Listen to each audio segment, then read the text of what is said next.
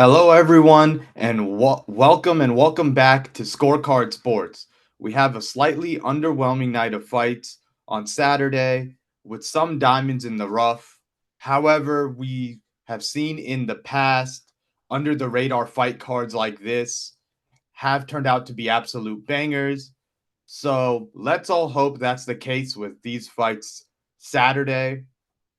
With that being said, let's get into this fight breakdown. Starting off with Jamal Pogues, who is welcoming two-time Minnesota State Wrestling champion and former LFA heavyweight champion Thomas Petersen to the UFC.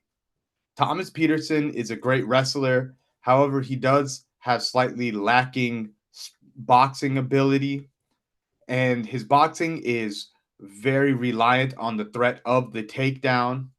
I also believe that he does have questionable cardio and he really does rely on securing takedowns so that he can get a break and regain some of that gas tank while controlling his opponent. And we've seen in his fights with Cortez Acosta, where he was knocked out in the third round, even though he had won the first two rounds. In that third round, Acosta stopped some of his takedown attempts and was able to start putting a jab on him and stringing together boxing combinations. And this really gave Petersen a very hard time, and he did gas out, and his striking defense did begin to fall apart a little bit in that fight, and he was KO'd. And this could be slightly alarming going up against someone like Pogues, who is a solid wrestler in his own right. Also, he's very big for the weight class at 266. He also, I believe, his wrestling is good enough to stifle some of the takedown attempts of Petersen and really sap some of that gas tank. And once he does that, I do believe he has the better boxing, and he does have a laser of a jab that he can use to really control the pace of the fight. So ultimately, I'm going to be going with Jamal Pogues. I believe he can win this fight by decision or maybe even by knockout. On to the next fight. Landon Quinones versus Marquel Mederos. This is Marquel Mederos' debut. Marquel Mederos is a very slick striker. He does a good job of pressuring his opponents to the cage with his striking ability and putting together good combinations behind the jab and also landing his combos and being able to get just out of the way of his opponent's counters and actually counter them. This, I believe, will be huge going up against Landon Quinones, who in his fight against Nasrat Hasparas showed that he might not be the best on the back foot. And also, he does struggle with when he punches, bringing his hand, getting his hand back to block his head so that he can defend subsequent strikes coming back at him.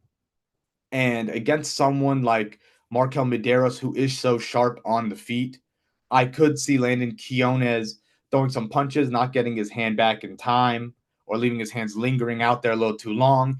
And Markel's going to be really able to capitalize on it and string together some pretty devastating combinations. Also in this fight, Marquel Mederos does have an underrated wrestling game. Also, Landon, when he fights, he will throw a lot of good leg kicks. However, they are naked leg kicks with that not behind the jab or any subsequent punches. And I could see that also leaving him open to counters from Mederos. So ultimately, I'm going to be going with the UFC newcomer here. I think Mederos gets it done by either knockout or decision. On to our next matchup. Luana Carolina versus Juliana Stoliarenko. Luana Carolina is the underdog in this fight. However, I do think this fight is extremely close. I think a lot of the hype coming for Juliana Stoliarenko is because of her most recent win, which was over Molly McCann, and Molly McCann does have a win over Carolina. However, I think that was attributed maybe more so to Molly McCann not having the greatest of ground games. Stoliarenko, while very good on the ground, I do think that she oftentimes does not have the wrestling ability to always get her opponents to the ground where she has such a massive advantage. And I think that's going to be also the case in this fight against Luana Carolina, who does have a win over Lupi Godinez, who is a great wrestler. She's able to stuff all of her takedowns and really put together strikes on the feet, showing off her Muay Thai skills, which she is a two-time Brazilian Muay Thai champion. And Stoliarenko has, while having shown improvements to her striking, it still is very green. And I could see someone like Carolina really being able to find a lot of openings against her. And also, one thing that Stoliarenko does with her takedowns is she doesn't fully drive through the takedown. She will often shoot a double and stay on her knees and not explode up and really get the drive to finish the takedown. And I think against someone as long as Carolina, that could turn out to be a massive issue. So ultimately, I'm going to be going with Luana Carolina. I believe she can win this fight by decision, possibly even a knockout or a finish. And moving on up the card to another debuting fighter in Jeong Lee versus Blake Bilder. Lee is a highly touted prospect out of Korea. He's a former road champion. He won Road to the UFC. And in his Road to the UFC fight, he fought against Yi, who is a very good pressure wrestler. He chains together takedowns well, has great cardio. And in that fight, Lee was able to stuff the takedown and do very well to stop a lot of subsequent takedowns from that. And he also fought well behind his jab and his boxing, landing great power shots, which ultimately won him the fight. And I think he can do something fairly similar here with Blake Bilder. Blake Bilder is a guy who does have great footwork, a decent ground game, and he does have good boxing as well. However, he doesn't have the highest striking output, and a lot of his takedowns are very much singular attempts. He'll only really shoot one takedown, it gets stuffed. He'll go to a body lock and then look for strikes, which is good, but I think won't work very well against Lee in this matchup. Lee, I believe, can land his long jab. He is the taller of the two opponents at 5'10", with Blake Bilder being 5'8", and he does have a longer reach at a 73-inch reach. And I believe that will pay dividends in this fight, as he'll be able to stick the jab out there, land leg kicks, slow down some of the movement of Bilder, and really maybe bait out some of those takedown attempts from Bilder as well. So ultimately, I'm going to be going with Park. I believe he can win this fight by decision or by knockout. But this one also will be a close one. On to the next one. Themba Gorimbo versus Pete Rodriguez. First off, we haven't seen much of Pete Rodriguez. He did have a fight against JDM, but he was knocked out early in that fight, even though he did land a few good punches. He was subsequently caught and finished by Jack Della Maddalena. And then in his next fight, he fought Mike Jackson, who was a fighter that was brought in to fight CM Punk as a way to gauge where CM Punk was. And he was a fighter that was not really UFC caliber, but Pete Rodriguez was able to score a highlight reel knockout against Jackson. And going into this fight against someone like Themba Gorimbo, who is so tall, so long, and such a relentless wrestler, I think Pete Rodriguez is going to struggle in this fight. Gorimbo's fighting style reminds me of something similar to a Neil Magny, where he has very good straight punches, he has good leg kicks, good kicks to the body, and he's just good at walking down his opponents and relentlessly pressuring them with multiple takedown attempts and just never giving up on the takedown. He's going to consistently be on the legs, trying to trip out Pete Rodriguez, and just constantly looking to get the back because with Gorimbo's long frame, he does have a very good body triangle. And he does like to get people in that position and really control them. And we haven't seen the cardio of Pete Rodriguez. I believe he's only gone to a decision one time. So the constant pace that Gorimbo sets could really wear on Rodriguez. So ultimately, I'm going to go with Gorimbo by submission or decision. On to the next one.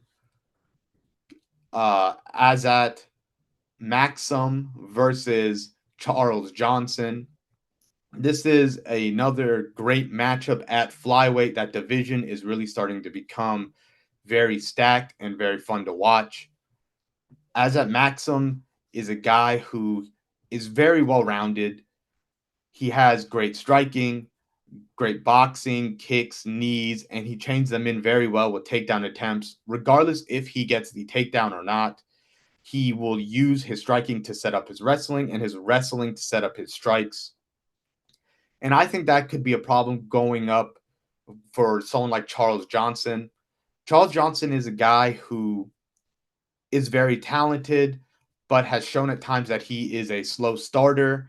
And that has really hindered a lot of his performances inside the UFC. He's had fights where he just will slightly lose maybe the first and the second round due to activity, and then really come out strong in the third. But by then, the fight will have already have slipped away. And I think that could be the case in a fight against Maksum, as Maksum can really start landing his jab early, his knees, kicks to the body, maybe even mixing in some takedown attempts. And it does have to say that Charles Johnson is an Olympic wrestler. However, in several fights he's had in the UFC, he was taken down and controlled against people like Muhammad Mukayev, Estevam, and Cody Durden. And maybe I don't know if Azat will be able to get him to the ground, but I do know he will still mix in those takedowns to set up his hands and score points. And so ultimately, because of that, I'm going to be going with Maksum. I do believe he can just be slightly more active, steal the first, second round, and really put a buffer between him and Johnson going into the third, to where Johnson has to go all out to win and get a finish. And Maksum will be able to walk away with a close 3-round decision.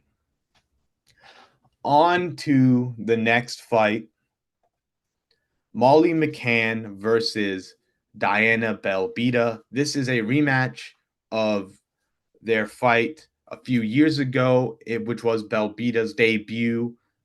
That was at flyweight for both fighters. Both fighters have since moved down now to 115 pounds. However, I do think, even though Diana Belbita has made some improvements to her striking and being able to chain things together and her wrestling, I don't know if that will be enough to get past Molly McCann in this one.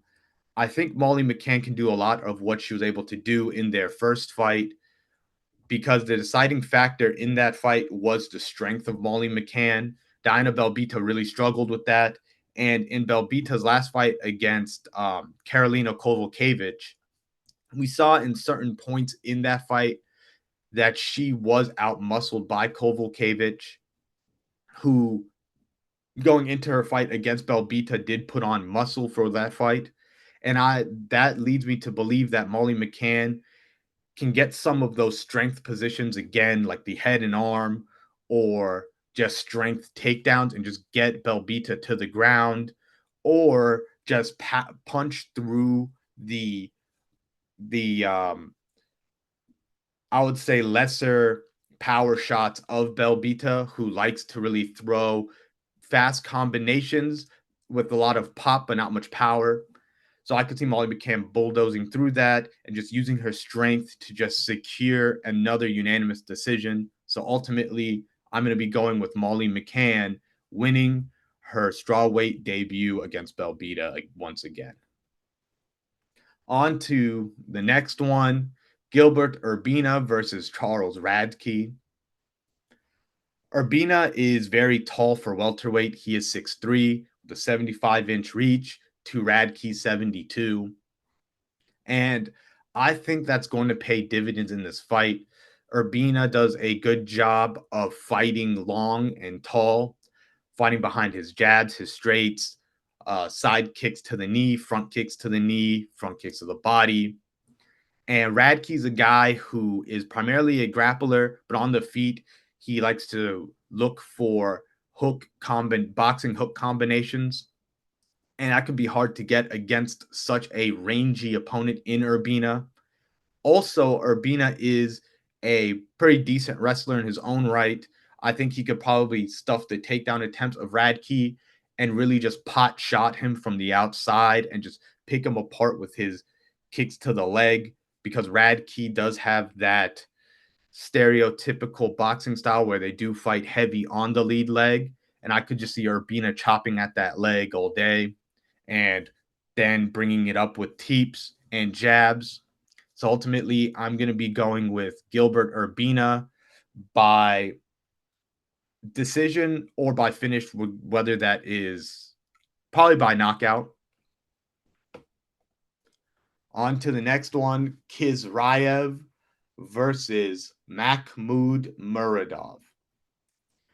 This is going to be the debut of Khizriev. He is a highly touted Russian prospect, great wrestler, combat sambo, typically what you would come to expect from most Dagestani prospects. And Makhmud Muradov was a highly touted prospect that has since kind of leveled out. He is still very, very good. He is extremely explosive. He's very long for the weight at 6'2" with a 75-inch reach, so pretty much 76. My thing when it comes to Makhmud Muradov is, with him being very explosive, it is taxing on his cardio. He does tend to slow down in fights. And with a lot of his strikes, he only really throws singular shots. He's not throwing in combination. And because of that, at times he will load up on shots. You'll see him load up on overhands. He'll explode into a flying knee, into a kick, but nothing really comes behind that. And I think that could be detrimental for him going up against someone like Khizriev, who's such a good pressure chain wrestler, who I believe can kind of time the explosions of Muradov and shoot under those punches and kicks and just get in on the legs and start to really chain together his wrestling and really start sapping the cardio of Muradov. So ultimately, I'm going to be going with Khizriev. I believe his smothering wrestling game is just going to be a little bit too much for Muradov. So I believe Khizriev wins this by submission or decision. On to the next one, our first fight between ranked fighters at women's flyweight, 125 pounds, between Viviane Araujo and Natalia Silva. Natalia Silva has looked very impressive in her UFC tenure thus far, showed great striking, great takedown defense, a lot of great footwork, and is very explosive and fast as well. And she does that without it really being taxing on her cardio. She's able to go for 15 minutes pretty comfortably, even at a smothering wrestling pace, like which was shown in her fight against Jazz Davicius, who she was able to stuff pretty much all of her takedown attempts and really pick her apart from the outside. And I believe she can do something similar to that in this fight against Viviane Araujo. The one thing I would be worried about when it does come to Natalia Silva is that Viviane Araujo is very explosive and strong, and that she does carry a lot of that power in her straight right hand. And sometimes Natalia Silva has the habit of throwing what I like to call naked leg kicks, not behind a jab, where she will drop her hands and just throw an outside leg kick, which could leave her open to the counter straight right of Araujo. But with that being said, I think if Natalia Silva fights behind her jab, uses her footwork, and really just mixes it up and pot shots Araujo, she should be able to comfortably win this fight. So ultimately, I'm going with Natalia Silva by decision or maybe even possibly a KO in this one. So moving on to a fight between Randy Brown and Maksum Salikhov. This fight, I think, it's definitely been rescheduled at least once, maybe twice. But this is a fight where I think age is going to be the big deciding factor in. Maksum Salikhov did get into MMA late. He was a prospect on the rise at 35. He is now 39.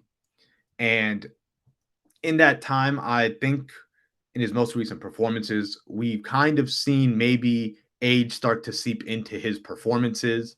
And I don't think that's a good sign going up against a young, kind of hungry prospect in Randy Brown, who is 6'3" with an 8-inch reach advantage. And he is very good at utilizing his height and reach, fighting behind teeps, jabs. But then if you close the distance on him, he also has great grappling, being able to get opponents' backs, get body triangles, and then look for submissions. The one thing, though, in this fight with Randy Brown that I would be worried about is his chin. At times, he will be winning fights and then he'll get caught and lose. And against someone like Salikhov, who does still carry power, that could be a little worrisome. But like I said, I do believe the 8-inch reach advantage and the 4-inch height advantage is going to pay dividends because Maksum Salikhov in his older age, I don't know if he'll be able to explode and get on in the inside, landing his overhands and hooks the same way as he was when he was younger. So with that being said, I'm going to be going with Randy Brown. I believe he can win this fight by decision, possibly even submission. On to what I believe is the banger of the night, Renato Moicano versus Drew Dober. This was a very hard fight to break down. Both fighters are extremely good, and Moicano has been showing massive improvements in the stand-up, and he is rather long for 155 at 5'11". And even though he only has a 72-inch reach, he does a very good job of really maximizing all of his length and height advantage. He does fight very tall, and he does string together very good boxing combinations that have been shown in his most recent fights. However, we have seen in the past that Moicano, in his fights with Khizriev, his chin may not be the best. And although Moicano is his stand-up is good, his ground game is very good, I don't know if he has the wrestling ability also to get Drew Dober to the ground, which is alarming against someone like Dober, who hits so hard, who is a great striker, and he really carries that power in every round of the fight. We've seen him come back from losing fights, just being able to just tough it out and find those big shots that end the night. And I think that's something that could happen in this fight. I could see Drew Dober stopping some of the takedowns of Moicano, landing some good power shots, possibly getting him out of there, or Moicano shows his improved boxing, is able to drop Dober. Dober comes back and gets the knockout. I believe the only person to be able to knock out Dober was Matt Frivola, and the only other guy to knock him down on multiple occasions was Terrence McKinney. I just think the durability, the power, and the striking of Dober is going to win out in this one. So ultimately, in a very close, what I believe will be a very close back and forth battle, I'm going to be going with Drew Dober by second, maybe even third round knockout. On to the main event. Number 8, Roman Dolidze versus number 11, France sensation, Nassourdine Imavov. I think the biggest, I would say, thing to look at in this fight is going to be cardio and 5 round experience. This is a main event. It's going to be 5 rounds. Roman Dolidze in his UFC career thus far has not gone 5 rounds. And in the fights where he has gone 3 rounds, he has shown that he does slow down a little bit in his fights against Marvin Vettori. But Nasruddin Imavov has also shown that at times in his fights, he will slow down as well. However, he normally will slow down in 5 round fights.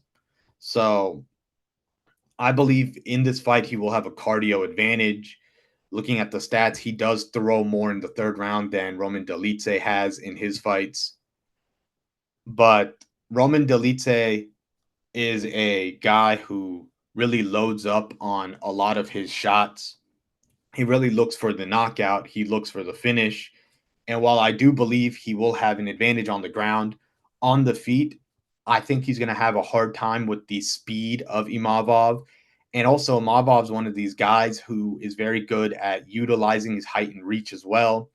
Even though they're both 6'3", and Roman Dolidze will have a reach advantage, 1 inch reach advantage, I think Imavov's style will give Roman Dolidze trouble. I think Imavov will be able to land a lot of side kicks to the knee, leg kicks, teeps to the body, and he does have a very fast jab straight that I believe will pay dividends in this fight. And ultimately, I think Roman Dolidze is going to keep looking for that one big shot, and I don't think it's ever going to show itself against Imavov. I think he's going to be able to evade a lot of the shots coming at him from Dolidze and really intercept him with jabs and kicks to the leg, because Dolidze does have that almost, he does kick, but he in his striking has almost like that heavy lead leg power style, which I could see Imavov countering all day. So ultimately, I'm going to be going with Imavov. I think he has shown great wrestling, can stop the takedown, slick striking on the feet. I just think his range management and his speed and his overall technical striking ability is going to give Dolidze a very hard time in this one. So I'm going Imavov by decision, and maybe he finds a finish in this fight, but I definitely see him winning a decision. And with that being said, in the comments, let us know who you think's going to win this fight and how you think the fights are going to be Saturday. And we look forward to seeing y'all in future videos.